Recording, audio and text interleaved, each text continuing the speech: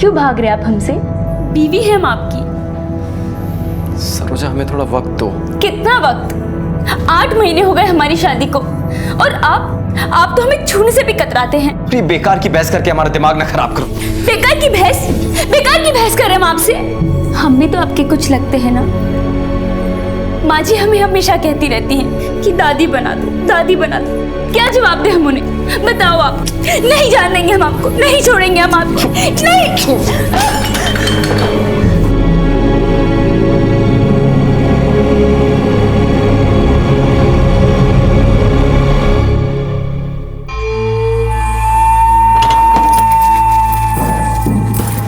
उठो, breaking news.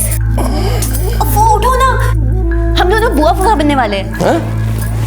क्या? चमका दिए ना। ब्रेकिंग न्यूज ये है कि भाभी माँ को सिर्फ सपने दिखा रही है दादी बनाने के, पर क्या? पर ये कि ना नॉर्मन तेल होगा और ना राधा नाचेगी। भाई आज फिर से निकल गया जलती अंगीठी बुझा के। अरे वो अपनी रोटियां कहीं और सेकता है। अगर रणवीर की असली रासलीला का सच तेरी भाभी को पता चल जाए ना, तो यहाँ नाच नहीं तांडव होगा। हमारी छुटकी बहनिया की शहनाई बजने के पहले अगर ये तांडव हो गया ना, तो रौनक छा जाएगी।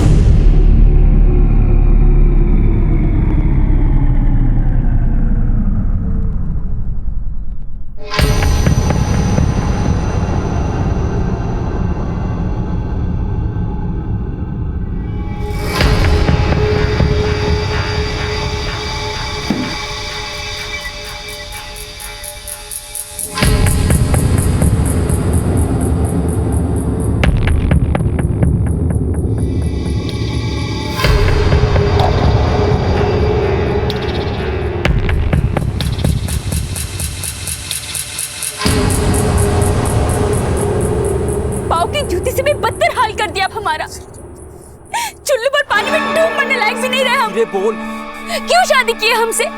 क्यों हमारी जिंदगी नरक बना दी है? सरोजा, हम शांति से भी बात कर सकते हैं। शांति? हमारी जिंदगी की शांति मंगल के लिए शांति का बढ़ावा बना रहे हैं। बहुत तो पतंग कर दूं, किसी ने सुन लिया तो मुंह तो दबा रहे हमारा, गला ही दबा दीजिए ना। देख हमारी इज्जत की धज्जियां ना उड़ा, नहीं तो क्या करेंगे? मारेंगे? मार डालेंगे ना? मार डालो ना, मार डालो मुझे। सरोजा, सरोजा,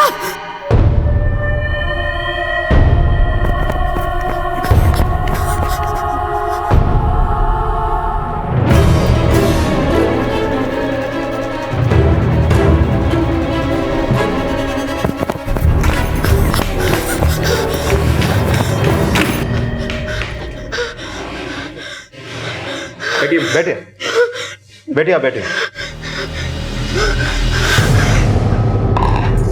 ये पानी लीजिए।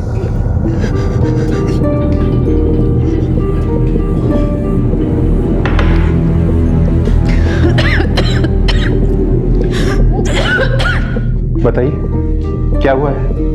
वो सरोजा, हमारी बहू। हे भगवान, क्या कर दिया तूने? देखिए, निश्चिंत होकर बताइए क्या हुआ आपकी बहू के साथ? उसने मार डाला। किसने? डरिए मत, बताइए किसने मार डाला आपकी बहू को? हमारे बेटे ने हमारी बहू को मार डाला।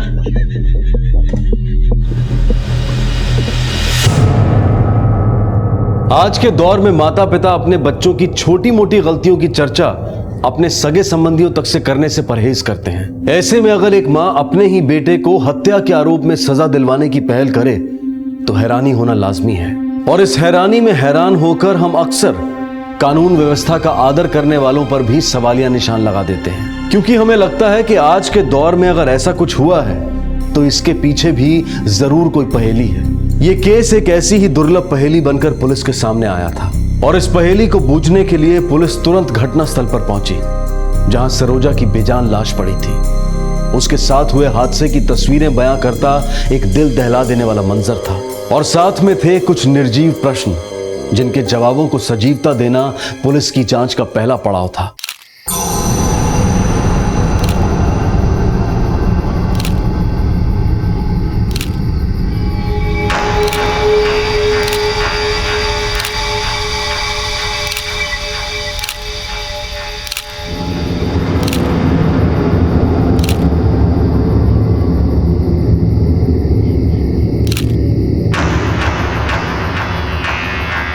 बॉडी को पोस्टमार्टम के लिए भेज दें। सर।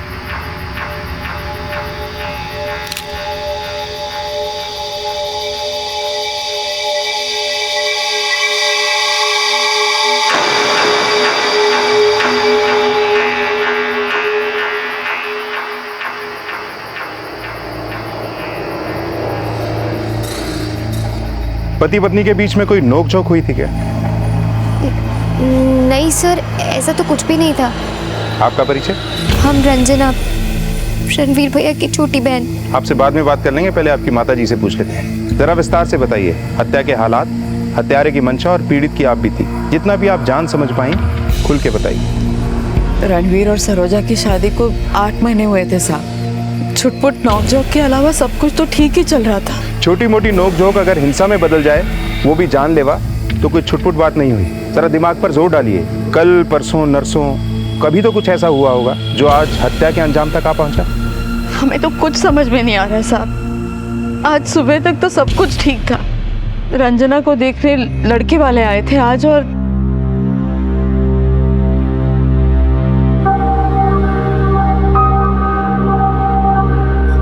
बहन जी, हमें रंजना बहुत पसंद है।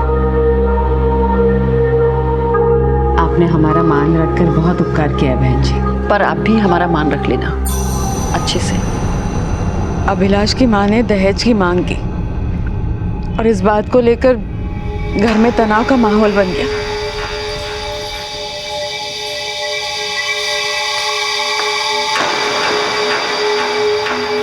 लड़के वालों की मांग पूरी करने के लिए ये जमीन बेचने के अलावा कोई रास्ता नहीं बचता। खबरदार जो जमीन बेचने की बात भी की तो 5 लाख नगद, कार, टीवी, फ्रिज, कहां से होगा इंतजाम? इतने भी गए गुजरे नहीं है हम रणवीर। गहने जेवर बेचकर विदा कर देंगे रंजना को, पर पुरखों की जमीन नहीं बेचेंगे। माँ जी, दहेज देना और लेना दोनों अपराध है और हमें समझ नहीं आ रहा कि क्यों हम उन्हें सीधे से मना नहीं कर देते और अपनी रंजना के लिए कोई दूसरा अच्छा सा लड़का देख लेते हैं। हर कोई हमारी माँ की तरह तो नहीं होता ना, जो बिना दहेज लिए शादी के लिए मान जाए। रंजना, तो हमें ऊंचा बताकर अपनी भाभी को नीचा दिखाने की कोशिश मत कर। अरे माँ, वो अभिलाष भाग गया है, इसे उसी से शादी करना चाहती है, इसलिए बौखला गई है। हाँ दीदी, और वैसे भी हमारे जीजा जी से तो लाख गुना अच्छा ही है ना अभिलाष। रंजना, जबान संभाल के। 1 मिनट दीदी, हमें अपनी तरह समझने की कोशिश मत कीजिएगा आप। और वैसे भी हम इस घर से विदा होंगे तो ये सोच करके नहीं कि कल को अपने पति को यहाँ ले आए घर जमाई बनाकर। और एक बात हम सबको बता देना चाहते हैं कि जीजा जी को भी तो बहुत कुछ दिया था ना हमने, 3 लाख कैश, टीवी, फ्रिज, तो फिर हमें क्या कुछ भी नहीं देके विदा करेंगे यहाँ से? सुन रही हो अम्मा, गहने जेवर बेच के ये मामला सुलटने वाला नहीं है। और वैसे भी कौन सा धन्ना सेठ बना दिया उस जमीन ने हमें। बेचो उसे और जिसे जो चाहिए दे के टंटा खत्म करो। मरते दम तक हम ये जमीन नहीं बेचेंगे रणवीर। एक काम करो, हमें जहर देकर मार डालो, फिर जिसे जो करना है वो करे।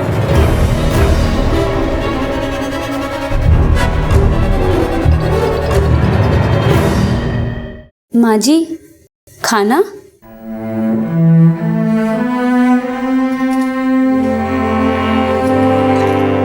अपनी बहू को अनसुना करके आप हमारा अपमान भले ही कर लीजिए माँ जी, लेकिन अन्न का अपमान मत कीजिए।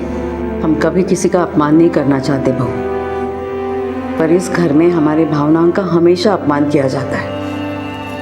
आपको पता है माँ जी, भूखे पेट ना नकारात्मक विचार आते हैं और भरे पेट सकारात्मक। तू ना बहू है हमारी। कान तो छोड़िए हमारा, किसी ने देख लिया तो सोचेंगे कितनी अत्याचारी सास है हम। ये लीजिए माँ जी। बस सुशील और संस्कारी तो तू है ही बहू, पर चतुर भी बहुत है। झट से हमारा गुस्सा शांत कर दिया। बस अब तेरी गोद भर जाए तो गंगा नहा ले। माँ बेटा बेटी के झगड़े का पति पत्नी के झगड़े से क्या वास्ता? कहीं ऐसा तो नहीं कि परिवार का झगड़ा रणवीर के सर चढ़ बैठा और उसने पति पत्नी की नोकझोंक में आग में घी का काम किया? हमने तो सरोजा को कभी भी ऊंची आवाज में बात करते नहीं सुना था साहब। बड़ी सहनशील थी वो। आज अचानक पता नहीं क्या हो गया जो रणवीर को इतना सुनाने लगी वो। सरोजा बोल क्या रही थी रणवीर से? क्यों शादी की है हमसे?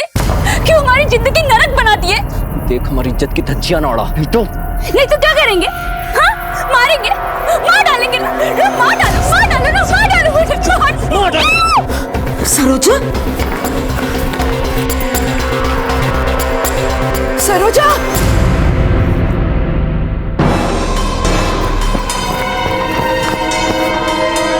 हमारा बस चलता तो हम तभी अपने बेटे की जान ले लेते, लेकिन एक पति अपना आपा खोकर अपनी बीवी को मार सकता है, पर एक माँ क्यों किया? क्यों किया यार तूने? क्यों किया? इसी दिन के लिए पैदा किया था तुझे। क्या कर डाला तूने रणवीर? चल, अभी चल, अभी चल पुलिस के पास। नहीं माँ, पुलिस के पास नहीं जाएंगे, हमारी इज्जत चली जाएगी। क्या इज्जत बची है अभी?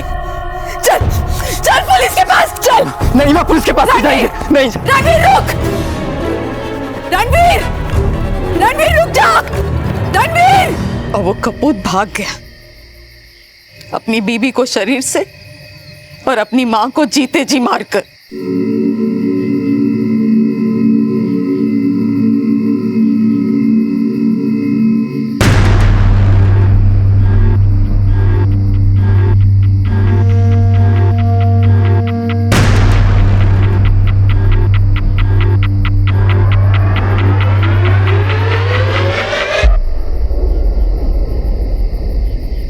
तिवारी, इस घर के सभी सदस्यों के फिंगरप्रिंट्स लो।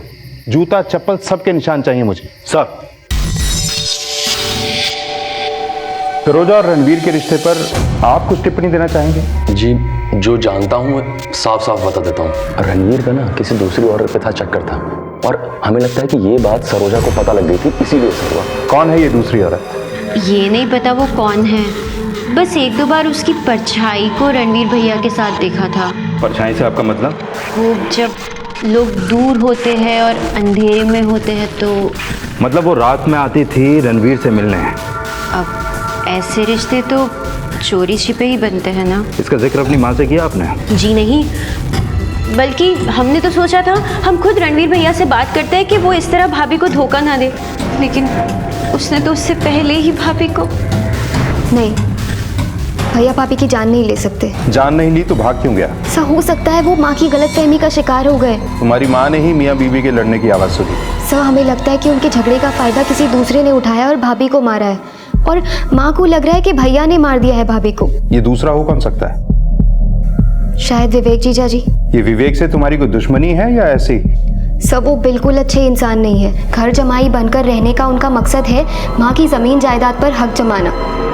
वो तो चाहते ही है कि भैया को फांसी हो जाए और सारी जायदाद वो अकेले हड़प जाए। तुम्हारी बड़ी दीदी मानसी, वो भी ऐसे ही सोचती है? सब वो उनसे भी बड़ी लालची है।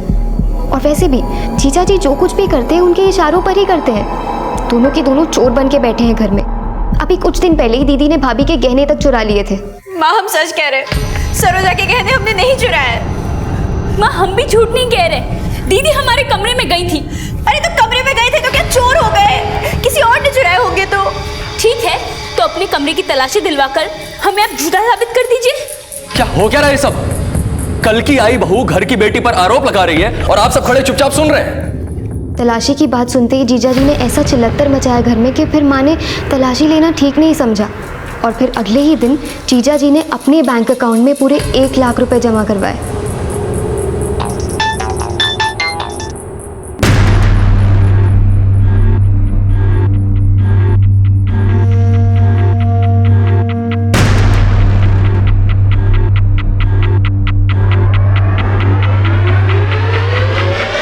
वो कुछ कमाते धमाते नहीं थे, तो फिर कहाँ से आया इतना पैसा बैंक में डालने के लिए? और तुम्हें लगता है ये पैसे तुम्हारी भाभी के गहने बेचकर आए? जी सर।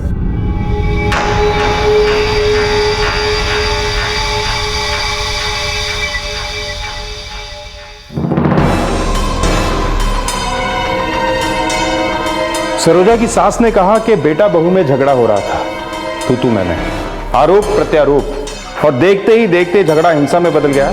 झगड़ा करते वक्त दोनों आमने सामने थे और मां के मुताबिक सरोजा खुद चिल्लाई थी।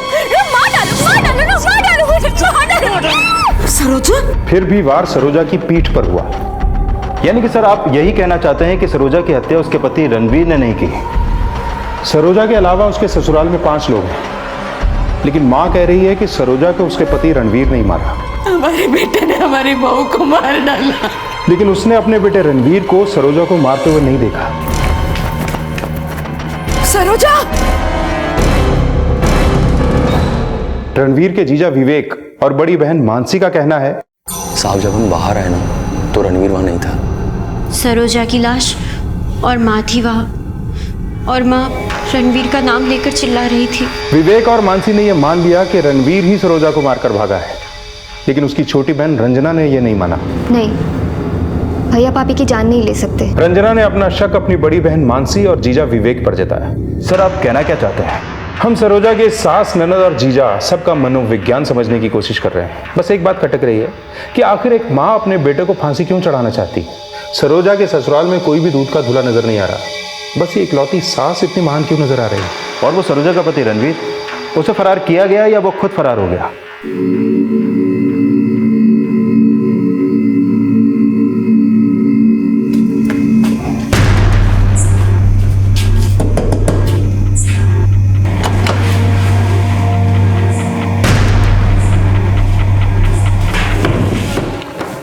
सर आपको क्या लगता है कि रणवीर का वाकई में किसी औरत से चक्कर था या विवेक और मानसी जबरदस्ती ये कहानी बना रहे हैं? सरोजा के ससुराल में सभी टेढ़े हैं। कौन सच बोल रहा है कौन झूठ, ये समझने के लिए पहले जमीन बेचने का मामला समझना होगा। ऐसा करो, रणवीर के बैंक अकाउंट, लेन देन, कर्ज मुनाफा सबकी डिटेल निकलवाओ, और उसके जीजा की भी। Okay sir. और सुनारों की दुकानों पर चेक करो कि वाकई मानसी और विवेक ने सरोजा के चुराए गहने तो नहीं बेचे थे। सर सरोजा की हत्या की यह पहेली अब पारिवारिक रिश्तों के राज सामने ला रही थी।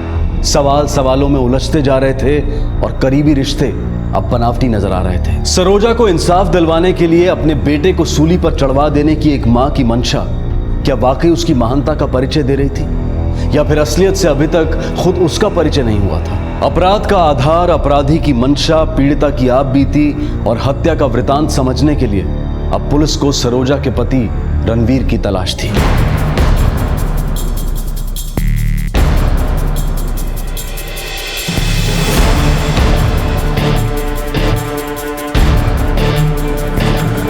सुनिए जी, ये फोटो देखिए और बताइए कि इन दोनों में से यहाँ कोई आया तो। ये ले लीजिए सर। ये जेवर रणवीर की बड़ी बहन मानसी ने एक सुनार को बेचे थे, वो भी सरोजा की हत्या की अगली सुबह।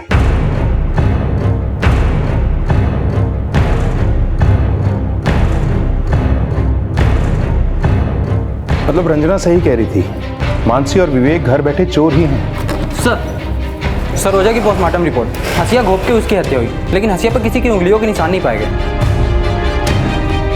मतलब सरोजा की मौत कोई हादसा नहीं, बल्कि एक सोची समझी साजिश थी। ये पता चला वो पैरों के निशान किसके थे जो सरोजा की बॉडी के पास मिले थे।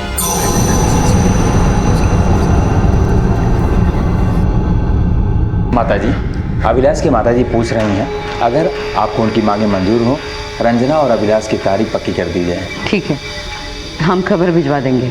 जय माता। माँ, हम सोच रहे हैं एक छोटा सा व्यापार शुरू कर दें। अच्छी बात, करो शुरू। लेकिन माँ, आप तो जानती है ना, आजकल बिना लागत लगाए कुछ भी नहीं होता। तो हम सोच रहे थे कि आप रंजना की शादी के लिए जो ज़मीन बेचेंगे उसमें से थोड़े पैसे हमें भी। हम ना पुरखों की जमीन बेचेंगे और ना ही दहेज देंगे। सरोजा की भी यही राय थी। उसकी आत्मा को शांति मिलने के लिए उसके विचारों का हम इतना तो मान रख ही सकते हैं ना। गिरफ्तार कर लो इस पति पत्नी को। लेकिन साहब हमने क्या किया है? चोरी के सबूत मिल चुके हैं और सरोजा की हत्या का सच हम उगलवा लेंगे। साहब आपको कोई गलतफहमी हुई है, हम भला सरोजा को क्यों मारेंगे? तेरे जूतों के निशान मिले हैं सरोजा की हत्या वाली जगह पर। अरेस्ट कर लो इन्हें।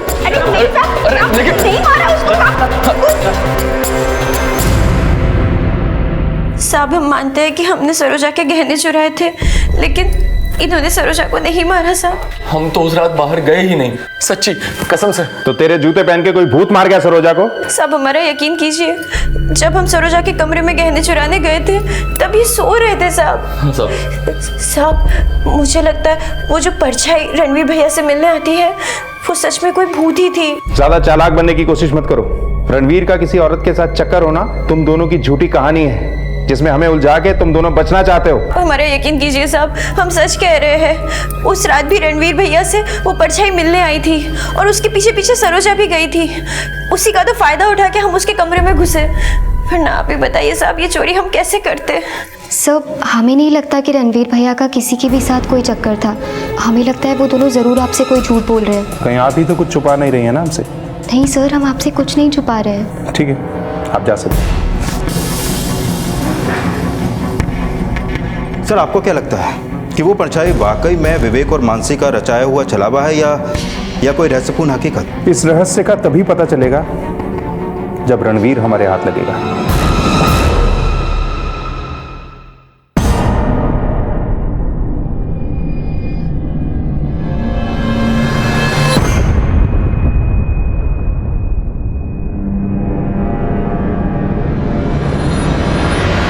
कौन?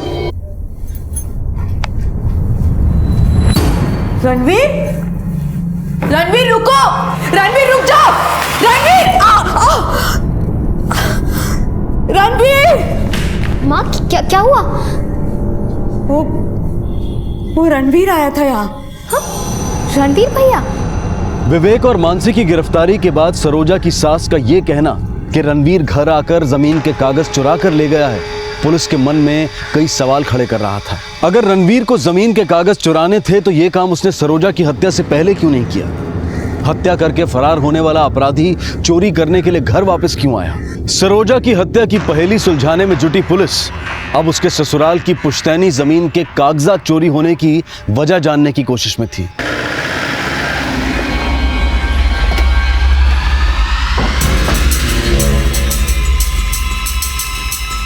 आइए साहब, वो कल रणवीर हमारे घर आया था चोरी छुपे। उसने हमारे पुश्तैनी जमीन के कागजात चुरा लिए। वो जमीन बेच देगा साहब। आपने ये जमीन उसके नाम करा रखी? जी। रणवीर कल रात को यहाँ पे आया था, तो इसकी सूचना आपने कल रात को हमें क्यों नहीं दी? आप तो उसे गिरफ्तार कराना चाहती हैं। जी, वो कल रात हमें लगा कि हमें कोई वहम हुआ है, पर सुबह उठ के जब जमीन के कागजात नहीं मिले तो हमें यकीन हो गया साहब कि रणवीर चुरा कर ले गया कागजात।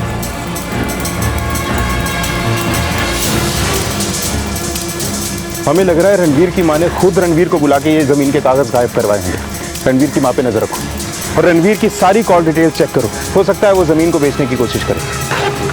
सर हमने रणवीर के कॉल रिकॉर्ड चेक किए और कुछ लोगों से बात भी की। पता चला कि रणवीर ने काफी लोगों से कर्जा लिया हुआ था। हो सकता है रणवीर इन्हीं कर्जदारों से अपनी जमीन का सौदा करे। सबके फोन सर्विलेंस पे डालो, रणवीर इनसे जरूर कांटेक्ट करेगा। सर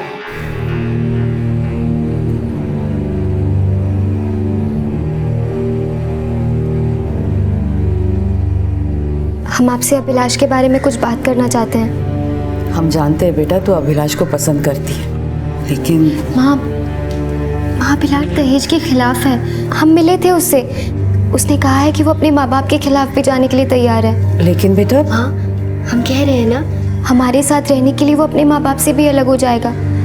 बस उसने कहा है कि हम उसके साथ मंदिर में जाकर शादी कर लें। अगर तेरी इसी में खुशी है तो हम मना नहीं करेंगे बेटा। हम खुद तुम दोनों की शादी करवाएंगे।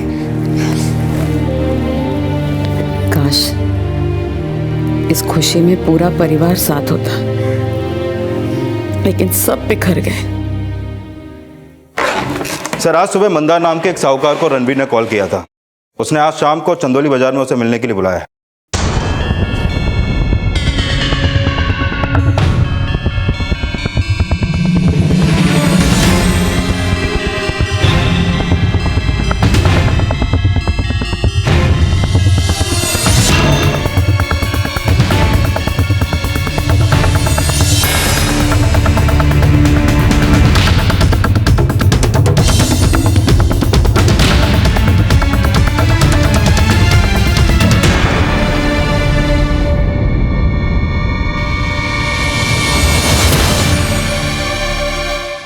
हाँ साहब, रणवीर आने वाला था हमसे मिलने, लेकिन साहब हमें सच में नहीं पता कि वो अपनी औरत का कत्ल करके फरार है साहब। क्या बोल रहा था वो? साहब कई दिनों से अपनी ज़मीन बेचने की बात कर रहा था साहब। हम तो उसे बयाना भी देने वाले थे, लेकिन हमारी उससे मुलाकात नहीं हुई और आज सुबह अचानक से उसका फ़ोन आ गया। कब से जानते हो उसे? बचपन से साहब। उसका किसी औरत से कोई चक्कर था? चक्कर ही चक्कर था साहब। शहर में अक्सर एक चकले में जाया करता था और वहाँ की किसी वैश्या के साथ उसका टाँका भी भिड़ा था साहब। क्या नाम है उसका? साहब दिव्या। उस चकले का एड्रेस दो। साहब अब वो वहाँ रहती नहीं, 6 महीने पहले ही वहाँ से काम छोड़ के चली गई। बेटा वो मैं ये चाह रही थी कि शादी के बाद तुम और अभिलाष यहीं रह लो। माँ चाहते तो हम भी यही है कि आपको कभी अकेला ना छोड़े, पर आप जानती है ना अभिलाष दहेज लेने के भी खिलाफ है, तो उसे घर जमाई बनने के लिए कैसे बोल सकते हैं हम। जिस लड़की का जिक्र रणवीर की बहन कर रही थी, हो सकता है वो दिव्या ही हो और रणवीर इस वक्त उसी के साथ हो। सर, एक एनजीओ की हेल्प से दिव्या का पता चला है उसने 6 महीने पहले प्रोस्टिट्यूशन छोड़ दिया था और उसके बाद से वो गिरना बस्ती में रह रही है।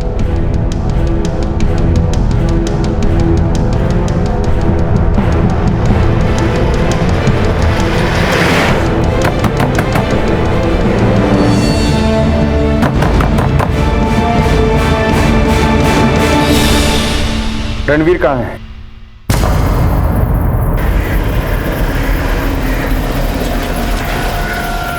बहुत सुंदर लग रही है तो। हाँ माँ, पर भैया आज यहाँ होते तो। नाम मत ले उसका, उसने हमारे बहू का कत्ल किया। रणवीर ने नहीं मारा सरोजा को,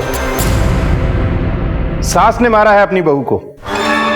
ले चलो माता जी को। एक मिनट सर, आपको जरूर कोई गलतफहमी हुई है सर। माँ क्यों मारेंगी भाभी को? ले चलो माता जी को। तू डर मत रंजना, ये पुलिस वाले चाहे कुछ भी सोचे, पर भगवान जानता है कि हमने सरोजा से कभी ऊंची आवाज में बात तक नहीं की, तो उसे क्या मारेंगे? माँ हम क्या करें, हमें कुछ समझ नहीं आ रहा है। तू डर मत, तू जा और अभिलाष से शादी कर, हमारी फिक्र मत कर बेटा। तू साज को आँच नहीं होती बेटा। माँ साँच को आँच नहीं होती, तुम्हारा झूठ राख हो चुका है। अब बताओ क्यों मारा तुमने अपनी बहू सरोजा को? आप जो राग को रेत रहे उससे हमारे सच का कोई वास्ता नहीं। तुमने अपनी बहू सरोजा को सिर्फ इसलिए मार डाला क्योंकि उसे पता चल गया था कि तुम्हारा बेटा रणवीर HIV पॉजिटिव है, और वो ये सच दुनिया के सामने खोलकर तुम्हारे खानदान की इज्जत की धज्जियां ना उड़ा दे, इसलिए तुमने सरोजा को मार डाला। रणवीर HIV?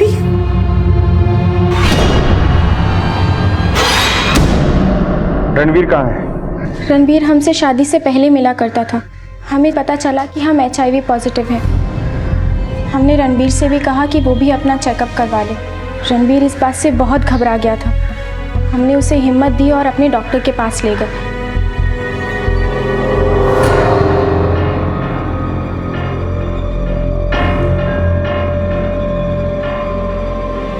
रणवीर भी हमारी तरह HIV पॉजिटिव निकला। सिर्फ तुम्हारी वजह से हम HIV हो गए। अरे 1 हफ्ते बाद हमारी शादी है। समझ में नहीं आ रहा हम क्या करें। तुम ही बताओ ना हम क्या करें अब। रणवीर तुम ये शादी मत करो। अगर तुमने ये शादी कर ली तो तुम्हारी बीवी भी तुम्हें वैसे ही कोसेगी जिस तरीके से आज तुम हमें कोस रहे हो। लेकिन रणवीर अपने घर वालों से सच बोलने की हिम्मत नहीं जुटा पाया और उसने शादी कर ली। पर हाँ, उसकी एक अच्छी बात थी कि उसने अपनी बीवी के साथ कोई संबंध नहीं बनाया। मतलब शादी के बाद भी वो तुमसे मिला करता था? नहीं सर, हम सिर्फ फ़ोन पर बात किया करते थे।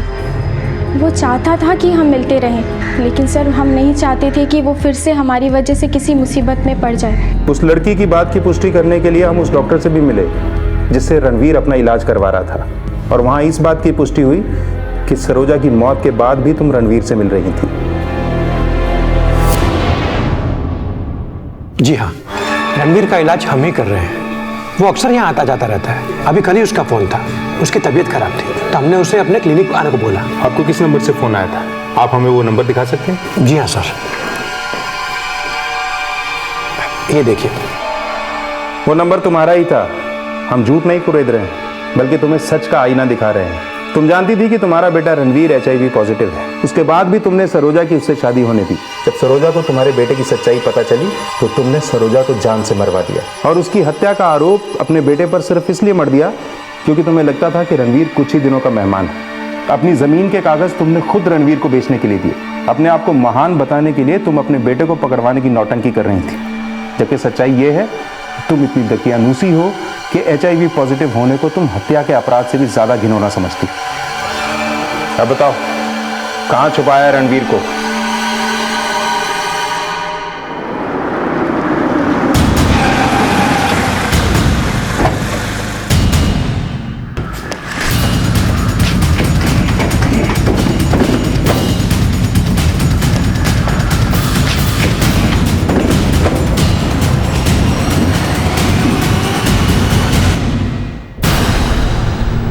गंगे च जमुने चैव गोदावरी सरस्वती नर्मदा सिंधु कावेरी जलास्मिन् सन्निधिं कुरु। ओम अपवित्रो पवित्रो वा यथावस्था गतोऽपि वा च स्मरे पुंडरीकाक्ष। ओम आभ्यंतर शुचि। ओम पुनातो। अब आप लोग फेरों के लिए खड़े हो जाएं। एक मिनट रंजना, तुम्हारा भाई भी तुम्हारी शादी में शामिल होना चाहता है। अब बताओ, रणवीर को कहां छुपा रखा है? हमें नहीं पता, नहीं पता हमें। सर, हमें पता लग गया कि रणवीर इस वक्त कहां है। जहां रणवीर रह रहा था, हमें पता चला वो जगह अभिलाष ने इसे दिलवाई थी और तुम दोनों वहां इससे मिलने जाते थे। अब ये शादी का गठबंधन उतारो और हथकड़ियां पहन लो। अरेस्ट कर लो इन्हें।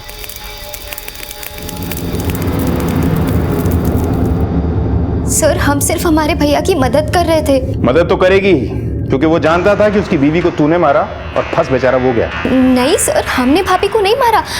भैया झूठ बोल रहे हैं आपसे। तेरा झूठ पकड़ा गया है। खुद को बचाने के लिए अपनी माँ को फंसाने की सोची। हमने नहीं मारा सरोजा को, ना ही रणवीर को कहीं छुपाया हमने। फिर तुम्हारे फोन से 25 नवंबर को किसने फोन किया था रणवीर को? उस दिन जब अपनी माँ के साथ शादी की शॉपिंग के लिए गई तो तूने खुद अपनी माँ से उनका फोन मांगा था, फिर उन्हें अकेला छोड़कर कहीं गायब हो गई। अपनी माँ की आंखों में धूल झोंककर तूने ही जमीन के कागज चोरी किए थे और अपने भैया के आगे जिद करके जबरदस्ती अपने नाम करवाए। सरोजा की मर्डर वाले स्पॉट पर जो जूतों के निशान मिले थे वो विवेक के ही थे, लेकिन तेरे घर के पीछे से होकर वो तेरे कमरे की खिड़की तक जाते थे। हमें पहले दिन से ही शक था कि जूते तो विवेक के ही थे, लेकिन उन्हें पहनकर तू ही ये कांड कर सकती है। लेकिन पहले विवेक और मानसी और उसके बाद अपनी माँ के खिलाफ एक के बाद एक सबूत खड़ा करती रही, जिससे कि हमारा शक तेरे ऊपर जाए ही नहीं। अब सब कुछ बताती है या धुलाई करवाऊं? हाँ, हमने ही मारा है भाभी को। हमें पता चल गया था कि भैया HIV पॉजिटिव है। डॉक्टर की क्लिनिक से बाहर आते देख लिया था हमने उन्हें। हम क्या करें रंजना, हो गई हमसे गलती। इसका मतलब आपकी वजह से भाभी को भी ये हम तो आज तक उसे छुए भी नहीं और यही वजह है कि वो हमसे आज तक चिड़ी हुई रहती है। अगर ऐसा ही रहा तो वो दिन दूर नहीं जब हमें नामर्द समझ के हमसे तलाक मांगने लगेगी। हमें लगा कि अगर भाभी को भैया की बीमारी के बारे में पता चल गया तो वो चुप नहीं रहेंगी, और अगर ये बात फैल जाती तो अभिलाष के घर वाले हमारी शादी कभी नहीं होने देते। बस इसीलिए भैया ने और मैंने मिलके भाभी के मन में शक पैदा करना शुरू कर दिया कि उनकी पति की जिंदगी में कोई दूसरी औरत है, ताकि इस कारण से भाभी भैया से अलग हो जाए।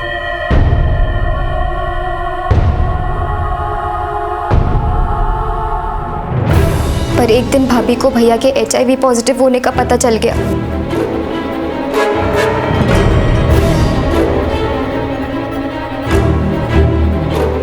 इतनी बड़ी बात छिपाई हमसे, इसलिए ये दूर दूर भागते हैं ना हमसे। हमें माफ कर दो सरोजा। हम माफ कर दे? हम अभी इसी वक्त इस घर से जा रहे हैं। तलाक लेंगे हम आपसे। सरोजा, सरोजा, सरोजा, सरोजा हमारी बात सुन। सरोजा, सरोजा, सरोजा हमारी बात सुन, हमारी बात सुन। भैया की एक सुनने के लिए भी तैयार नहीं थी वो,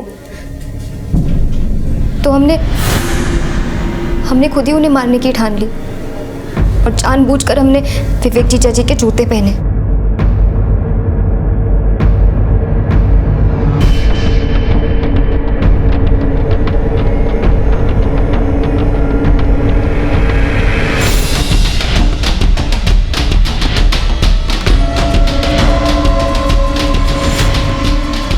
देख हमारी इज्जत की धज्जियां ना उड़ा। नहीं तो क्या क्या करेंगे? मारेंगे? मार डालिए, लीजिए लीजिए, मार डालिए मुझे, मार डालिए मुझे, मार डालो।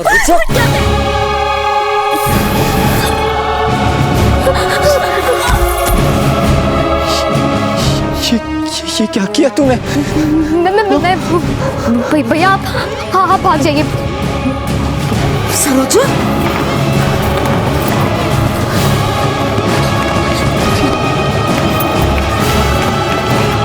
सरोजा,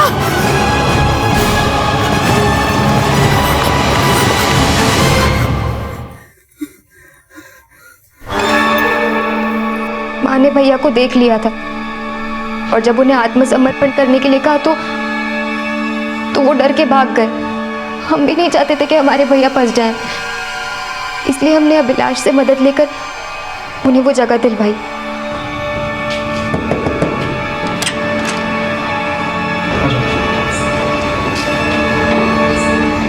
फिर हमने ही भैया के कपड़े पहनकर माँ के कमरे से वो कागज़ चुराए ताकि माँ के दिमाग में ये शक पैदा हो जाए कि भैया ही वो कागज़ चुरा कर भाग गए। कौन? रणवीर, रणवीर रुको। रणवीर भैया पे शक पक्का करने के लिए हमने ही जबरदस्ती उनसे मंदार को फोन करवाया।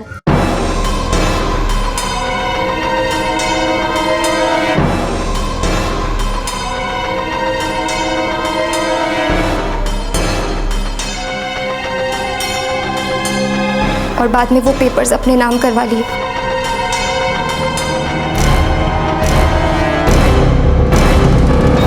मतलब तुम मंदार के जरिए हमें रणवीर के HIV पॉजिटिव होने के राज तक पहुंचाना चाहती थी, इसलिए अपनी मां का फोन लेके रणवीर से उस डॉक्टर को कॉल करवाया।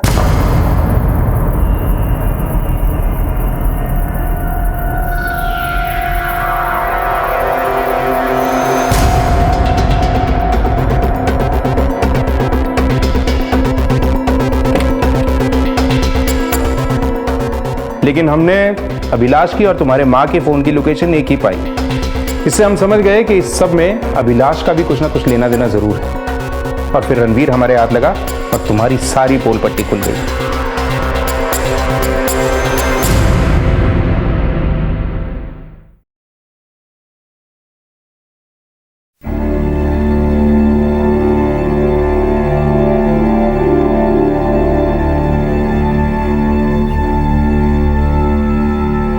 नजरें तो हमें झुकानी चाहिए बेटा।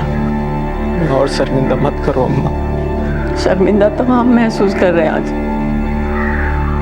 तेरी मन की दुविधा समझ ही नहीं पाए हम, और तुझे सरोजा का हत्यारा समझकर जलीकटी सुनाते रहे। नहीं अम्मा, गलती हमारी है कि हम आपको आज तक सच बताने की हिम्मत नहीं कर पाए। हमने आपको ही नहीं, सरोजा को भी धोखा दिया है। हमें माफ कर दो अम्मा।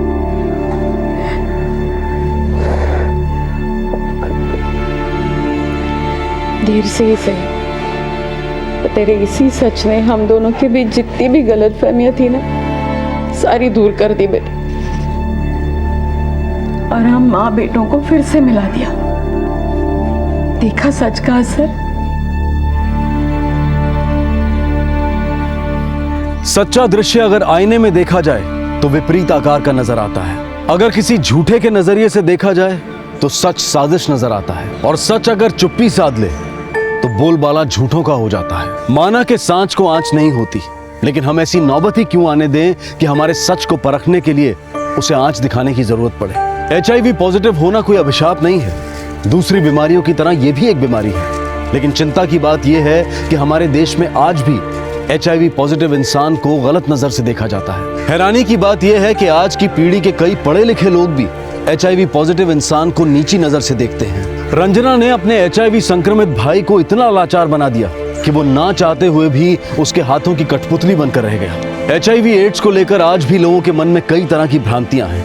लोग इसे छुआछूत की बीमारी समझते हैं। इसके बारे में बातचीत करने से भी परहेज करते हैं। आज भी इसके बारे में जागरूकता की कमी है। रणवीर जैसे न जाने कितने लोग अपने HIV संक्रमित होने के बारे में अपने परिवार को भी बताने से डरते हैं, लेकिन किसी बीमारी को छुपाने में उसका समाधान नहीं है। पर रणवीर सच बताने की हिम्मत नहीं जुटा पाया और सरोजा से शादी करने की भूल कर बैठा। हमारी भूल की सजा अगर किसी निर्दोष को मिल जाए तो हमारी भूल किसी अपराध से कम नहीं। बाद में अपने आप को कोसने से बेहतर है कि पहले ही अपनी सच्चाई का परिचय दें और जो भी हालात सामने आए निडर होकर उनका सामना करें।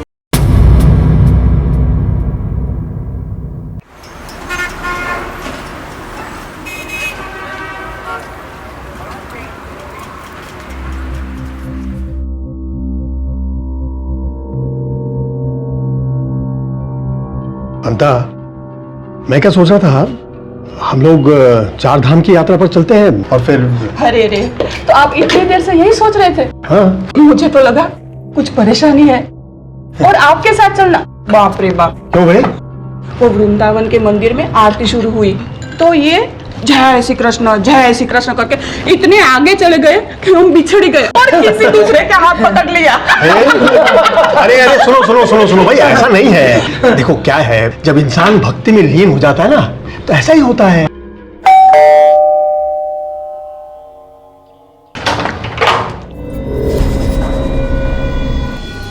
जी, समीर पटेल कौन है?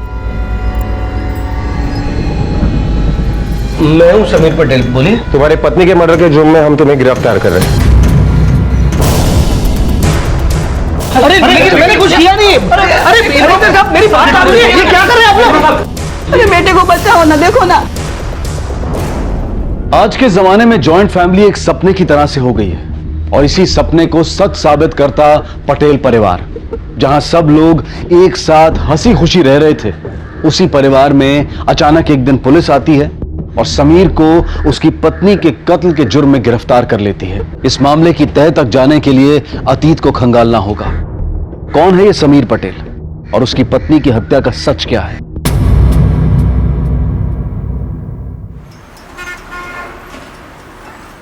पिक्चर बहुत अच्छी थी ना? सलोनी को अच्छा लगा? हाँ मम्मा, बहुत अच्छा लगा। हेलो, हाँ रोशिश भाई। अरे नहीं रोशिश भाई, पिछली बार आपकी 6 साड़ियों में डिफेक्ट निकला था। अरे पता है, लेकिन इससे ग्राहक भी तो टूटते हैं ना। ठीक है, आप भेज दीजिए। ओके। समीर, हाँ। अभी टाइम ही क्या हुआ है? इतने जल्दी घर जाके क्या करेंगे? चलो थोड़ा और घूमते हैं। हाँ पापा, गोला गोला वाला, मुझे गोला खाना है। चलो गोला खाएंगे। ये बन गया? हाँ बन गया। ले लो, मैं बाइक निकालता हूँ। हाँ?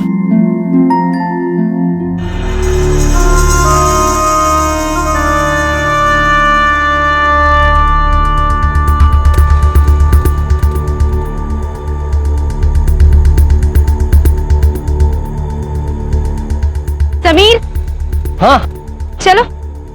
हाँ चलो।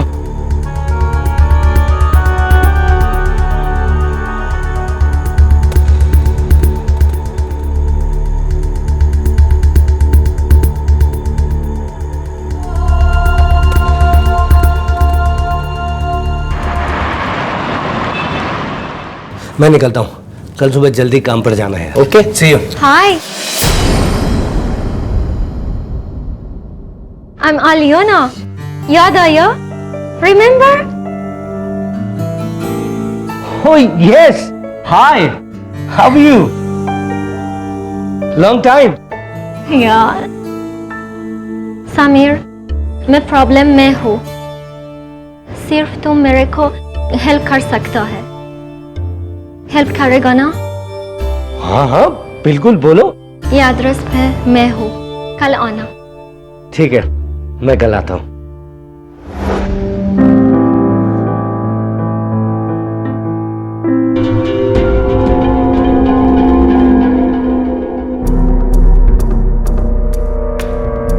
समीर, ये बाल किसका है? मेरा तो नहीं है। हल पता नहीं किसका है। अरे यार इतना दिमाग क्यों दौड़ा रही हो? आ गया होगा कहीं से। सो जाते ना यार, कल सुबह जल्दी उठना है। हाँ, गुड नाइट।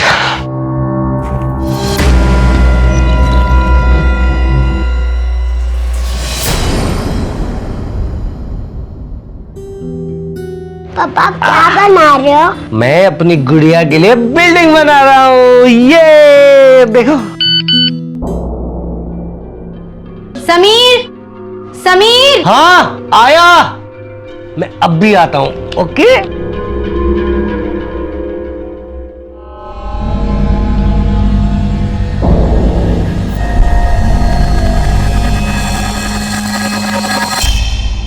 क्या हुआ? प्लीज ये बैग अलमीरा पे रख दो ना, बहुत भारी है। सलोनी, तुम फिर से पापा के फोन में गेम खेल रही हो? दो मुझे। मैंने आपको कितनी बार कहा है कि सलोनी के हाथ में फोन मत दिया कीजिए।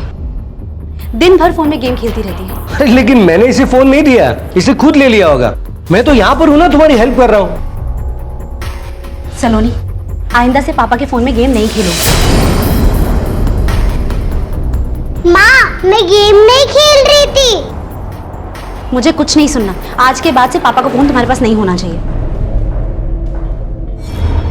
गौरव, तेरी प्रॉब्लम क्या है? ज्यादा बड़ी नहीं, सिर्फ 20,000। पागल समझा है मुझे? मैं तुझे पैसे दूंगा। सोच लो, अगर वो फोटो भाभी के पास चली गई तो आपकी प्रॉब्लम मेरी प्रॉब्लम से ज्यादा बड़ी हो जाएगी।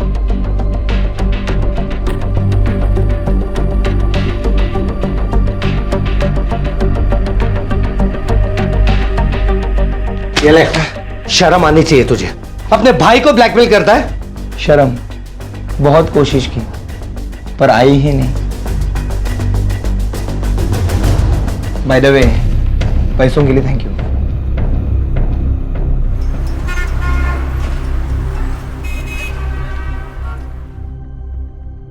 समीर, अभी उधर रहना अनसेफ है। आई डोंट नो मैं किधर जाऊँ। मुझको लगता है कोई मुझको पीछा कर रहा है। मेरा लाइफ डेंजर में है। समीर, रोज ऐसा लगता है कि आज का दिन लास्ट होगा मेरा लाइफ की। नहीं नहीं एलियोना, तुम ऐसा डरो मत। मैं हूं ना तुम्हारे साथ। एक काम करो, तुम अपना सामान पैक करो और चलो मेरे साथ। और बाबूजी, कैसी रही आपकी यात्रा? पूरे सफर में तो कोई परेशानी नहीं हुई, बस स्टेशन से घर आने में तकलीफ हो गई। समीर आने वाला था लेने के लिए, आया ही नहीं। कहाँ है समीर? नहीं आए? वो तो बोलकर निकले कि आप लोग को लेने जा रहे हैं। खैर कोई बात नहीं, शायद कोई काम आ गया होगा। झूठ पे झूठ बोल रहे हो आप मुझसे। आपकी शर्ट पे कहीं से बाल आकर अटक गया। माँ बाबूजी को स्टेशन लेने जाने वाले थे लेकिन नहीं पहुंचे। जब भी आपके फोन में मैसेज आता है तो आपके चेहरे का रंग ही उड़ जाता है। आप पक्का मुझसे कुछ छुपा रहे हो। अरे यार अमिता, मैं तुमसे क्या छुपाऊंगा? तुम फालतू में मुझ पर शक कर रही हो। मैं बिजी था, नहीं जा पाया उन्हें लेने। अच्छा, ऐसे किस काम में बिजी थे कि आपका फोन स्विच ऑफ था? मैं 2 घंटे तक आपका फोन ट्राई कर रही थी लेकिन नहीं लगा। आखिर आप क्या छुपाने की कोशिश कर रहे हो? ठीक है, अगर तुम्हें ऐसा लगता है ना तो एक काम करते हैं। कल से 24 घंटे तुम मेरे साथ रहना। जहां जाऊंगा, जो काम करूंगा, तुम मेरे साथ रहना, ठीक है? लेकिन प्लीज भगवान के लिए अभी चुप हो जाओ। बच्ची सो रही।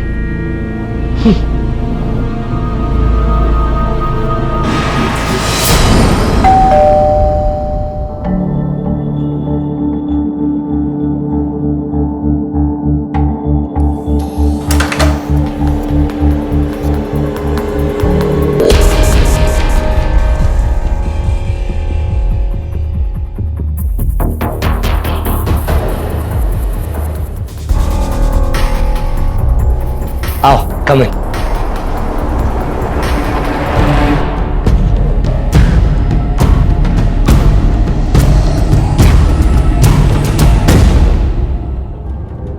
माँ बापूजी, ये एलियोना है, मेरी बहुत अच्छी फ्रेंड है, रशिया से है।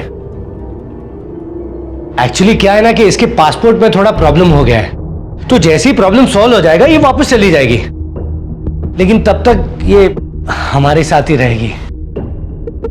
हाय। जय श्री कृष्णा।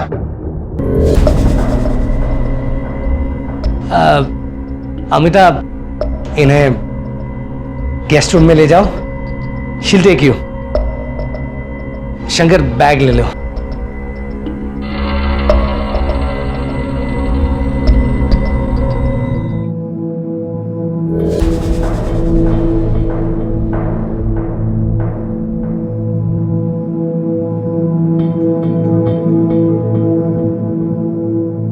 हाय।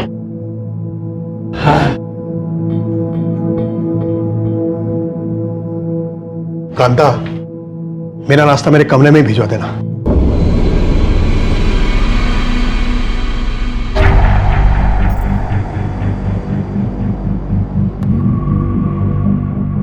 Good morning. Morning. Good morning.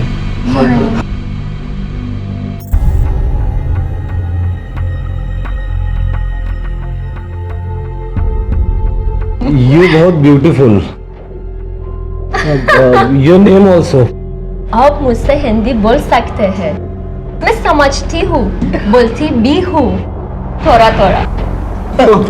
You know Hindi थोड़ा थोड़ा। I know English थोड़ा थोड़ा। बड़ी अंग्रेजी झाड़ी जा रही थी उस तिरंगन के सामने, हैं? जोक पे जोक सुनाए जा रहे थे। मेहमान छे, खातिरदारी तो करनी पड़ेगी ना। सारी जिम्मेदारी तो तुम्हारी ही है। उस हिसाब से बाबूजी तो तुम्हारे बिल्कुल बदतमीज हुए। वो तो उस तिरंगन की तरफ देखते भी नहीं है। देखा नहीं तुमने? Oh, Samir, I'm really happy. Oh, okay, okay. I'm ready. Yeah. Sameer मुझे पिक करने आ रहा है पासपोर्ट ऑफिस के लिए।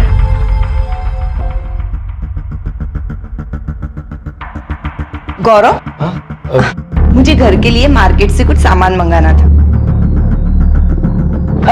अरियोना, हाय।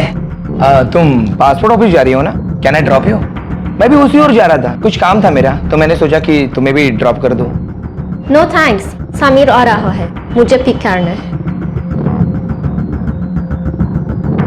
गौरव, वो मार्केट जाना था, सामान ले। शंकर को भेज दो, मैं बहुत थक गया हूं।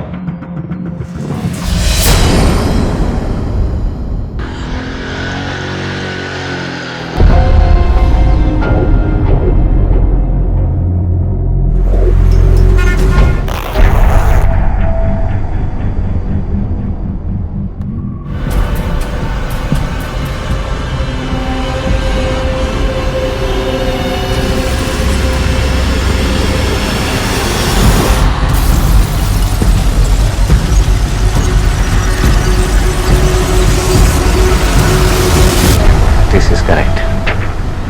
And I think we have the right papers. Let's leave. Amita, Amita, अच्छा सुनो, मुझे आते वक्त थोड़ा लेट होगा, डिनर तक आता हूँ। केम घड़ी घड़ी आनी पाछड़ फरे छे? तारू શું માથું ખરાબ થઈ ગયું છે? हर बात का उल्टा मतलब क्यों निकालती हो? इसके पहले भी इसके सारे काम हाथ पकड़ के करवाते थे, जब देखो तब उसके पीछे घूमते रहते हो। अमिता यार, छोड़ो यार। अलियोना, लेट्स गो, कम। अमिता ने क्या कहा? नहीं कुछ नहीं, वो कह रही थी कि डिनर तक वापस आ जाए। कम, वी गेटिंग लेट।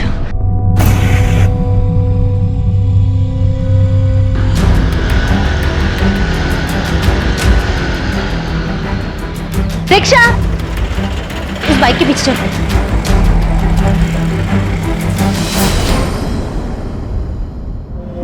एलियोना, तुम अमिता के बारे में कुछ भी मत सोचो, वो बस थोड़ी सी इनसिक्योर है और कुछ भी नहीं। नॉट ओनली अमिता, घर में सबको मेरे आने की वजह से प्रॉब्लम है, स्पेशली घर की लेडीज। समीर, मैं कहीं और शिफ्ट हो जाऊं? नहीं यार, कैसी बात कर रही हो? कहीं शिफ्ट होने की जरूरत नहीं है, और वैसे भी थोड़ी दिनों की तो बात है, डोंट वरी। Thank you.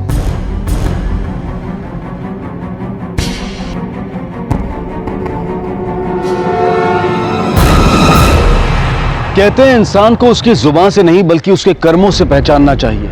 किस परिस्थिति में कोई इंसान किस तरह से बर्ताव करता है, इससे उसको और उसके व्यक्तित्व को जांचा जा सकता है। अलियोना के घर में आने से घर के सभी मर्दों के ईमान डोल गए थे, और दूसरी तरफ थी घर की महिलाएं जो इस भूचाल में अपनी गृहस्थी को डगमगाते हुए देख रही थी। अमिता की समस्या इससे भी बड़ी थी। उसके मन में शक पैदा हो गया था, जो यकीन में बदलता जा रहा था कि समीर और अल्योना का दोस्ती से परे जरूर कुछ और भी संबंध है। पर वो संबंध क्या थे? कौन थी अल्योना? अचानक कहां से और क्यों आ गई थी? किस वजह से उसकी जान खतरे में थी? और समीर उसे इस खतरे से कैसे बचा सकता था? क्या समीर वाकई सिर्फ दोस्ती के नाते निस्वार्थ भाव से अल्योना की मदद कर रहा था, या बात इससे कहीं और गहरी थी? और इस गहराई के परिणाम क्या हो सकते थे? क्या यह किसी भयानक अंत की शुरुआत थी जिसकी आहट किसी ने नहीं सुनी थी? बस बहुत हो गया, अब इस फिरंगन का कोई ना कोई हल तो निकालना ही पड़ेगा। अमिता, अगर तुमने शुरू से ही समीर पर नियंत्रण रखा होता ना, तो आज ये नौबत ना आती। जबरदस्ती हमारे सिर पे बिठा रखा है फिरंगन को लाके। भाभी, आपका रसिक भैया पे कितना कंट्रोल है ना, वो तो सबको दिख ही रहा है। अमिता, अगर खुद के कपड़े गंदे हो ना, तो जरूरी नहीं है कि दूसरे के कपड़ों पे भी कीचड़ उछाली जाए। मैं कीचड़ नहीं उछाल रही हूँ, सच बोल रही हूँ। क्या आपको नहीं पता रोज शाम को 7 बजे रसिक भैया घर पर आकर क्यों बैठ जाते हैं? मुझे तो लगता है पूरे के पूरे कुएं में ही भांग मिली हुई है।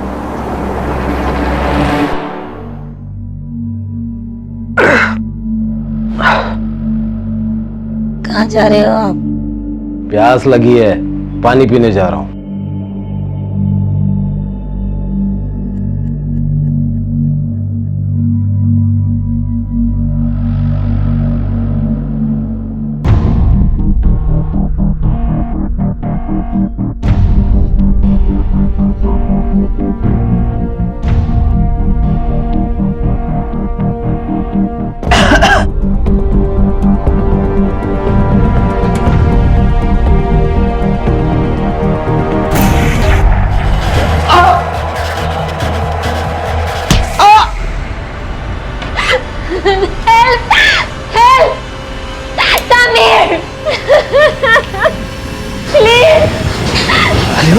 क्या हुआ?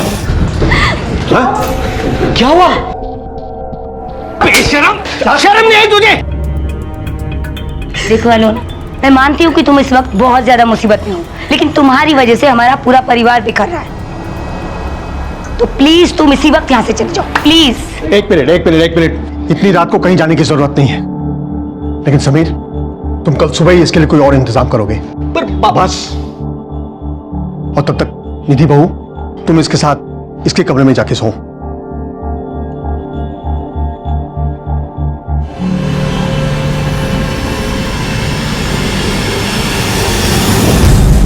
अल्योना एक विदेशी लड़की, जिसने किसी मुसीबत में होने की वजह से पटेल परिवार के घर में पनाह ली थी।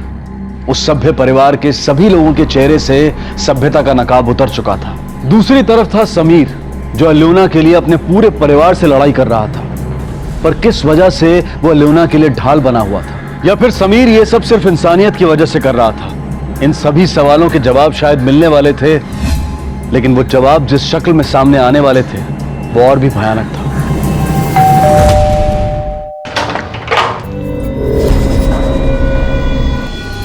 जी, समीर पटेल कौन है? मैं हूं समीर पटेल, बोलिए। तुम्हारी पत्नी के मर्डर के जुर्म में हम तुम्हें गिरफ्तार कर रहे हैं। अरे मैंने कुछ किया नहीं। अरे साहब, मेरी बात आ रही है, ये क्या कर रहे हैं आप लोग? अरे बेटे को बचाओ ना, देखो ना।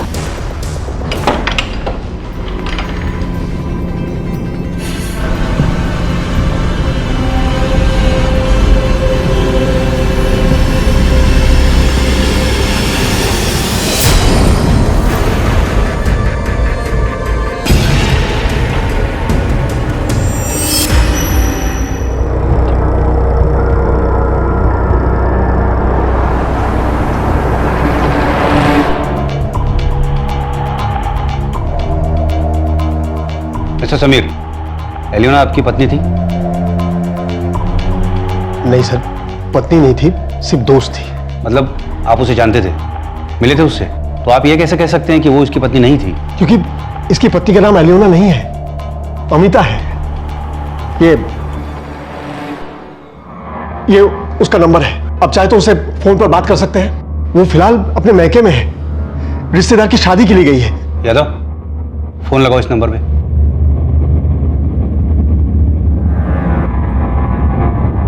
सर, फोन स्विच ऑफ आ रहा है।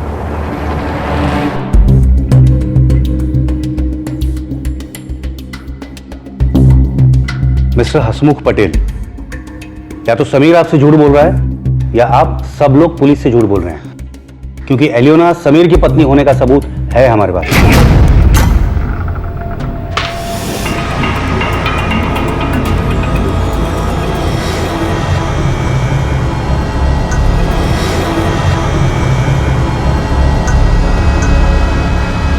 सर अंदर डाल इसको, और आप लोग प्लीज घर जाइए, अभी हमारा मेहमान है। सर मेरी बात सुनिए सर एक बार। चलिए। सर मैंने कुछ किया नहीं है सर, प्लीज। यादव, एक रशियन लड़की एक इंडियन लड़के से शादी करती है। उस लड़के के घर वालों को शादी के बारे में कुछ पता नहीं है, और फिर वो दूसरी शादी करके एक लड़की को घर लाता है। सर लेकिन इसकी दूसरी शादी तो गैर कानूनी है। एलियोना को पूरा पटेल परिवार जानता है, और उसका मर्डर हुआ ये किसी को पता नहीं चला, वो भी इतनी बेरहमी से। सर एलियोना के सीने पर चाकू से लगातार वार किए गए, खून बहने की वजह से उसकी मौत हुई है। डेड बॉडी के आसपास कोई हथियार भी नहीं मिला। बॉडी डिकम्पोज होना शुरू हुई है, इसका मतलब है मर्डर 2-3 दिन पहले किया गया। तुमने उसके होटल में पूछताछ की थी ना, कुछ पता चला वहां से? सर मैंने वहां पर भी पूछताछ की, लेकिन उस होटल में एलियोना ने पहली बार चेक इन किया था, इसलिए वहां कोई रिकॉर्ड नहीं मिला। हाँ सर, लेकिन एलियोना के बैग से जो 2 लाख रुपए हमने बरामद किए, मैंने फिंगरप्रिंट्स के लिए वो भेज दिए। ये पटेल परिवार के हर मेंबर की मोबाइल टावर लोकेशन और कॉल रिकॉर्ड सब मंगवाओ, सबसे पूछताछ करो, कोई छूटना नहीं चाहिए। ये समीर जितना सीधा बन रहा है उतना है नहीं, 2-2 शादियां की हैं इसने। और एक बात सर, जिस दिन एलियोना का मर्डर हुआ उसी दिन समीर की दूसरी पत्नी मायके चली जाती है। कुछ अजीब नहीं है ये? उस पर नजर रखो, और जैसे ही वो वापस आए उसे पूछताछ करो। प्रॉब्लम तो है इस फैमिली में।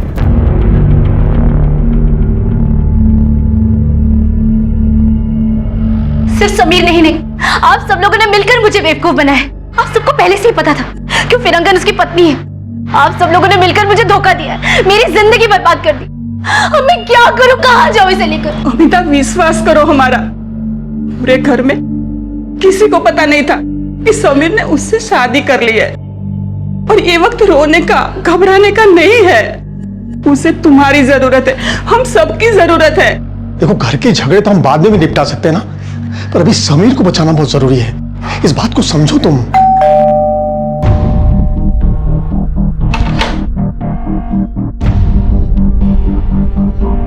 मुझे समीर पटेल की दूसरी बीवी अमिता से बात करनी है। एलियोना और समीर के बारे में आप क्या जानती हो? मतलब उन दोनों के बीच में रिलेशन कैसा था? एलियोना समीर की सिर्फ दोस्त थी, मैं बस इतना ही जानती हूँ। समीर ने हमेशा हमसे ये कहकर मिलवाया कि वो उसकी अच्छी दोस्त है। समीर, मैंने खुद अपनी आंखों से तुम दोनों को गले मिलते हुए देखा है। यार अमिताभ, यार गले मिलने से चक्कर चलने लगता है क्या? मुझे कुछ नहीं सुनना, उसे अभी के अभी हमारे घर से निकालो, नहीं तो ये सफेद चुड़ैल हमारा घर तोड़कर जाएगी। यार इस घर की सारी औरतों को उसके सफेद रंग से क्या प्रॉब्लम है? उसके सफेद रंग के साथ उसका अपना दिमाग है, एक अपनी लाइफ है, और उसकी लाइफ में ढेर सारे प्रॉब्लम्स हैं। जैसे ही वो प्रॉब्लम सॉल्व हो जाएंगी वो खुद यहाँ से चली जाएगी, और तुम्हारी सफेद चुड़ैल कभी नहीं दिखेगी। Okay okay. और जब से वो यहाँ रहने आई तब से इस घर के मर्द पागलों की तरह उसके पीछे घूम रहे थे।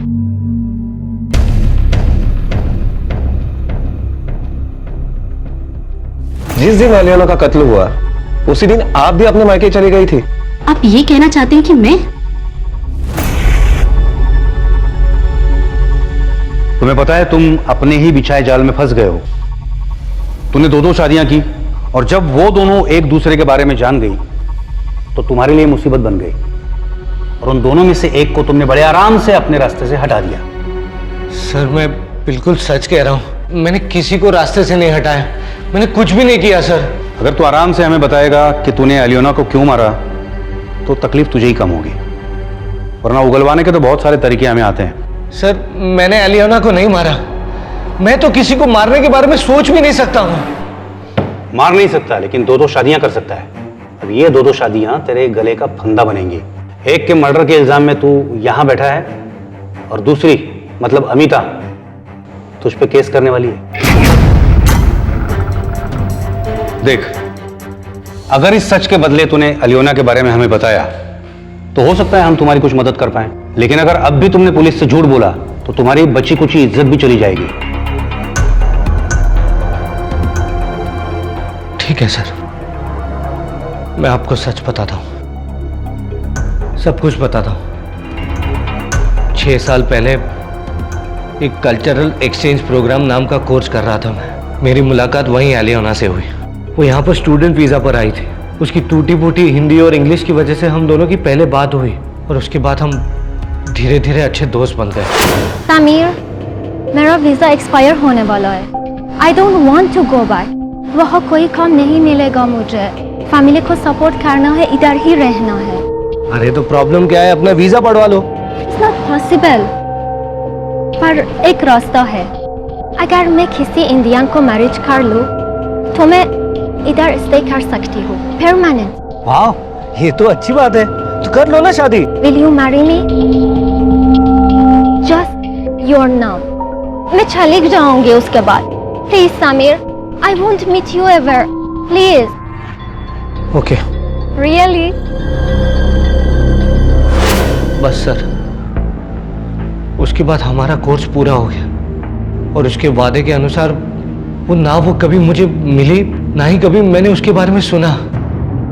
फिर इन दिनों अचानक वो मेरे सामने आकर खड़ी रह गई।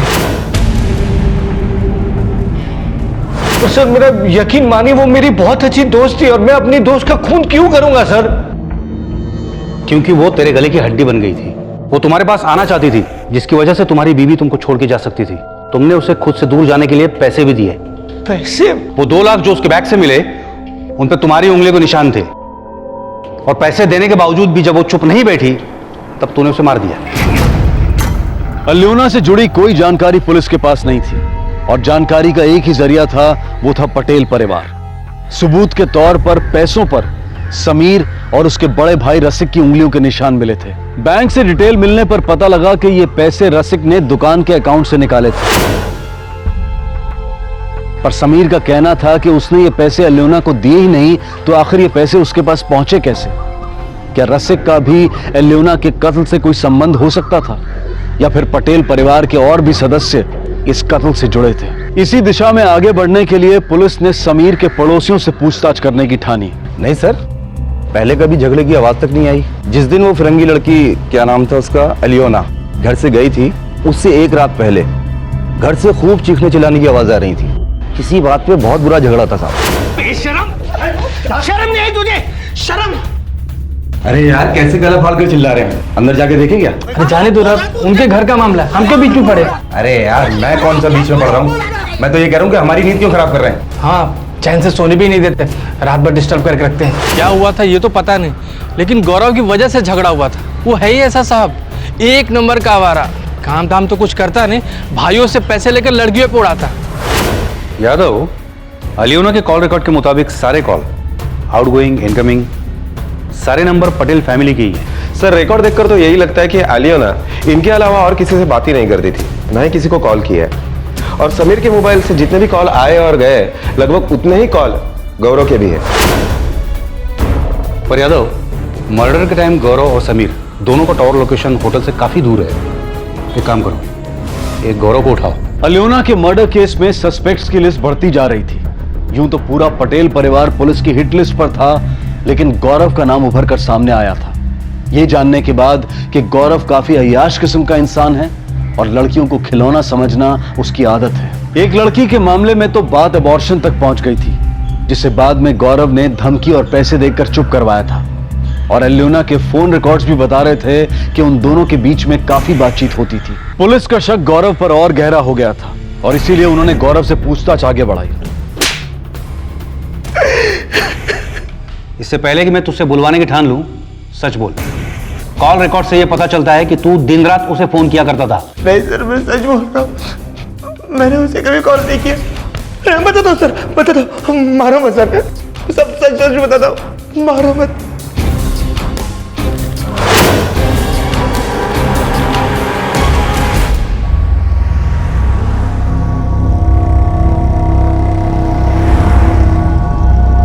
Hey Aliona.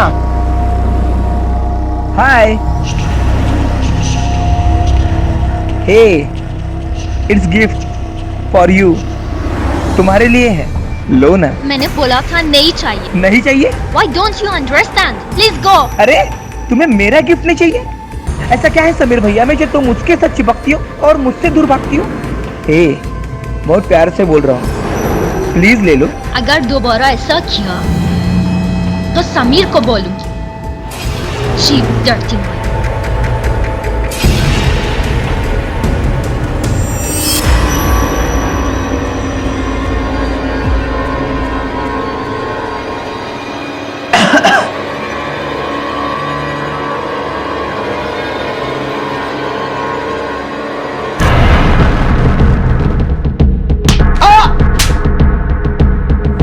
सर उसने मेरी बहुत बेइज्जती की थी।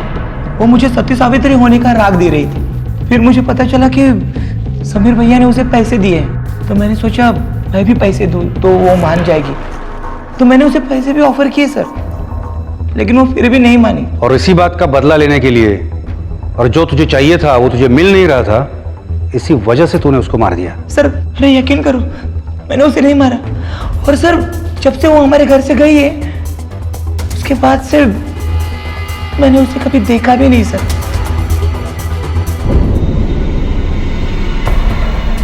मिस्टर समीर, आप जा सकते हैं। मिस्टर रसिक, आप नहीं। क्यों सर? मिस्टर रसिक, ये आपकी दुकान के बैंक अकाउंट के डिटेल्स हैं। झूठ बोलने की तो सोचना भी मत, क्योंकि हमें पता है कि ये 2 लाख रुपए तुमने अपने अकाउंट से निकाले, और यही 2 लाख रुपए एलियोना के पर्स से बरामद हुए, जिस पे तुम्हारे उंगलियों के निशान मिले हैं। अब सीधे और सच बता, ये पैसे एलियोना के पास कैसे आए? सर, मुझे लगा कि ये पैसे समीर ने एलियोना को दिए थे। एक दिन उसने मुझसे कहा था कि एलियोना बहुत मुसीबत में है और उसे पैसों की सख्त ज़रूरत है, तो मैंने पैसे अकाउंट से निकाले और दुकान में रख दिए थे। और जब अगले दिन आकर उस जगह पे देखा तो पैसे नहीं थे। मुझे लगा कि समीर ने एलियोना को दे दिए होंगे। तुमने समीर से पूछा नहीं पैसे दिए या नहीं? सर, उतना मैंने ज़रूरी नहीं समझा। पटेल परिवार के लगभग सभी पुरुष किसी न किसी रूप में एलियोना से जुड़े थे। गौरव ने एलियोना का फायदा उठाना चाहा था। रसिक ने जो बैंक से पैसे निकाले थे वो एलियोना के पास मिले थे। और समीर, उसने तो एलियोना को कानूनन अपनी पत्नी बनाया था। इनमें से कोई तो था जो पुलिस से झूठ बोल रहा था और जिसका ताल्लुक एलियोना के कत्ल से था, या फिर इनके अलावा कोई और भी था जो एलियोना के कत्ल को अंजाम दे चुका था और अब तक पुलिस की नजरों से बचा हुआ था। संदिग्ध कई थे, लेकिन सबूत किसी के खिलाफ नहीं था। और फिर पुलिस के हाथ कुछ ऐसा लगा जिसने सबके होश उड़ा दिए। सर, एलियोना के दूसरे नंबर के कॉल रिकॉर्ड्स आ गए। ये नंबर देखिए सर, किसका है? पटेल फैमिली के इस मेंबर के बारे में हमने सोचा ही नहीं था। यादव, हम जो सोच रहे थे, मुझे लगता है ये केस उसका उल्टा ही निकलने वाला है। उठा लो इसको, खातिरदारी करते हैं इसकी। कितनी हैरानी की बात है कि हम तुम्हारे बेटों से पूछताछ करते रहे और तुम्हारी तरफ देखा तक नहीं। अब तू अपनी कहानी खुद सुनाएगा या हम सुनाएं? बता दो सर, सब कुछ सच सच बता दो। मीरा रोड में एक इवेंट के नाम पर एक एस्कॉर्ट एजेंसी है। मैं एक बार वहाँ चला गया और तब से मुझे रशियन लड़कियों की लत सी लग गई। मैं अक्सर एलियोना के पास जाता था सर। मैं उसका रेगुलर क्लाइंट था।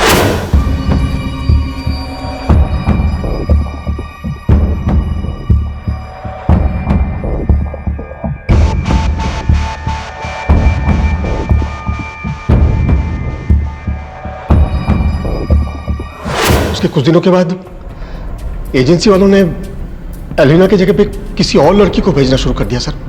शायद ये उनका पॉलिसी हो। एलियोना का नंबर भी चेंज हो गया था सर। उसके बाद तो मैंने सीधा उसे समीर के साथ अपने घर में देखा सर। सर, मैं तो बस इतना चाहता था कि वो जल्द से जल्द मेरे घर से चले जाए सर, लेकिन मैं उसे मारने के बारे में सोच भी नहीं सकता सर।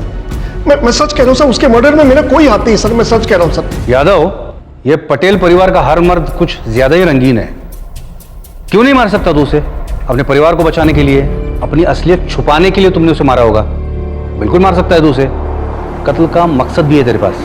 चल अब बता, कैसे मारा उसे? मैं सच कह रहा हूं, मैंने नहीं मारा है उसे। और सर, आप लोगों से एक और विनती है, मेरे परिवार वालों को इसके बारे में कुछ मत बताइएगा सर, वरना मैं किसी को मुंह दिखाने के लायक नहीं रहूंगा सर। एक लड़की की जान चली गई और तुझे अपनी इज्जत की पड़ी है। इसे यहीं बिठा के रखो। सर, आपको क्या लगता है ये सच बोल रहा है? पता नहीं, पता करना पड़ेगा। अलियोना के कत्ल का किसी को कोई दुख नहीं था, सब सिर्फ अपना बचाव चाहते थे।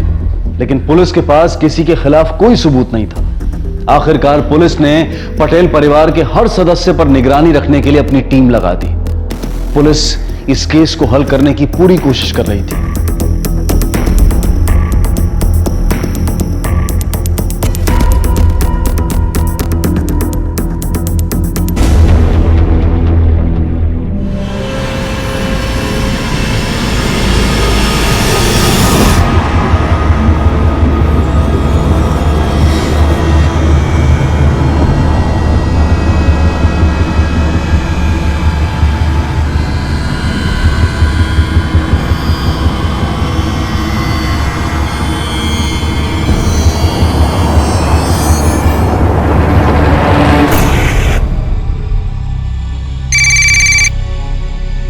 हेलो सर, वो मंदिर के अंदर गई। अंदर जाऊं या यहीं इंतजार करूं? अंदर जाओ, 1 मिनट के लिए भी नजर मत हटाना। Yes sir.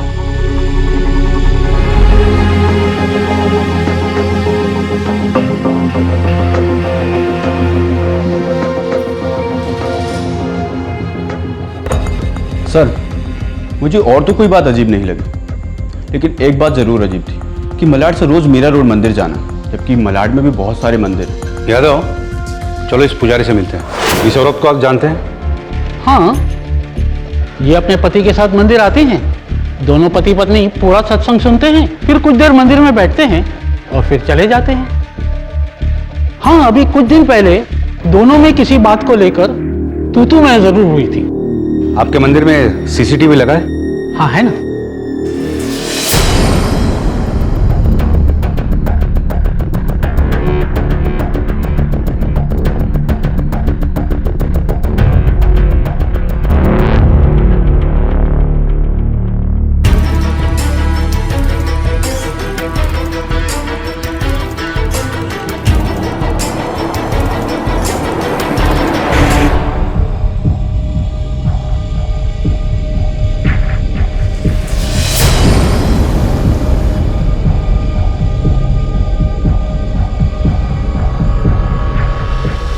बहुत घुमाए इन लोगों ने।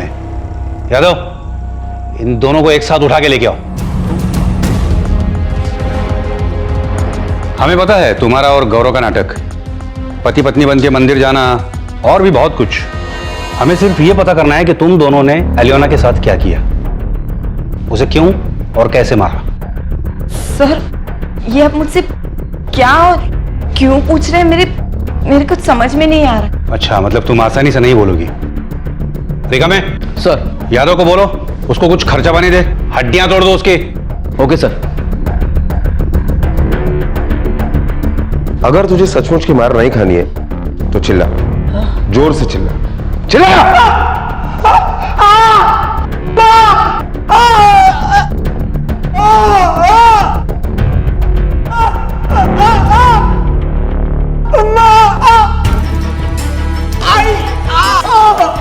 इंस्पेक्टर साहब, प्लीज उसे मत मारिए, प्लीज। मैं आपको सब सच बताने के लिए तैयार हूं। उसे मत मारिए, प्लीज मत मारिए उसे, प्लीज। रुक जाओ यादव। मैं और गौरव एक दूसरे से प्यार करते थे। गौरव, तुम घर वालों को हमारे बारे में कब बताओगे? क्या कब बताओगे? अरे, हमारे बारे में, हमारे रिश्ते के बारे में। मैंने अब तक तुम्हारा इंतजार किया है और तुम जानते हो ना, मेरे घर वाले भी कब से मेरे पीछे पड़े, दूसरी शादी कर लो, दूसरी शादी कर लो। तो कर लेती, क्यों नहीं की? क्योंकि मैं तुमसे प्यार करती हूँ। प्लीज यार, ये प्यार व्यार का नाटक प्लीज बंद करो। मैं सब जानती हूँ, तुम उस फिरंगन के चक्कर में ही यही सब कर रहे हो ना। अच्छा हुआ तुम खुद ही समझ गए, वरना मैं ही तुम्हें बताने वाला था कि अब बहुत हो गया।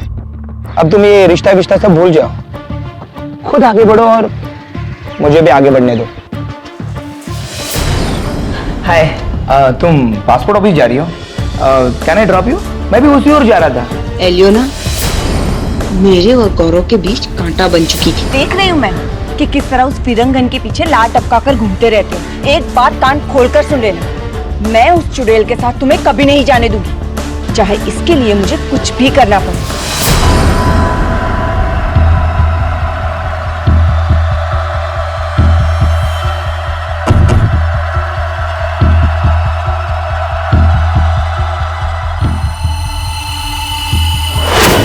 इसीलिए मैंने शंकर की मदद ली और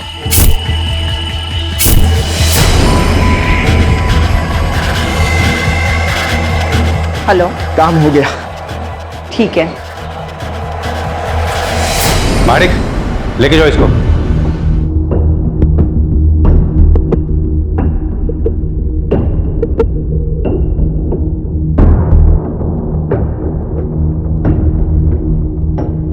कहते हैं प्यार दुनिया का सबसे खूबसूरत एहसास है। इसके जिंदा रहने से ईर्ष्या, द्वेष जैसी चीजों से खुद ब खुद मुक्ति मिल जाती है। तो फिर निधि अपने आप को इस बेवजह की नफरत से अलग क्यों नहीं कर पाई?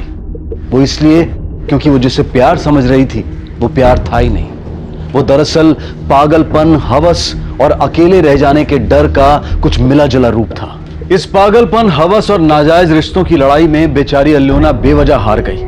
वो अल्योना जो अपने परिवार को जिंदा रखने के लिए हर पल मरना कबूल करती थी, वो जो रोज नए शर्मनाक समझौते करती थी और सभ्य समाज की नजरों में गिरी हुई थी। वो सभ्य समाज जिसे हसमुख पटेल के परिवार जैसे लोग बनाते हैं, जिनका अपना रोम रोम पाप के हाथों बिक चुका है। इस पूरे जायज नाजायज रिश्तों के खेल में घाटा सिर्फ अल्योना और समीर को उठाना पड़ा। अल्योना ने इस नुकसान की भरपाई अपनी जान देकर की और समीर ने अपनी दोस्त गवाकर। समीर जो अल्योना की मदद करना चाहता था, एक सीधा सच्चा इंसान था। उसे शायद अब किसी रिश्ते पर कभी भरोसा नहीं होगा। अब मैं अनूप सोनी आपसे विदा लेता हूं। फिर मुलाकात होगी अगले एपिसोड में और खुलासा करेंगे एक और जुर्म का। तब तक अपना और अपने परिवार का ख्याल रखें और देखते रहें क्राइम पेट्रोल डायल 100। सबक एक को, सीख हम सबको। जय हिंद। क्राइम पेट्रोल के और भी दिलचस्प कहानी देखने के लिए हमारे चैनल को सब्सक्राइब करें और बेल आइकॉन दबाना न भूलें।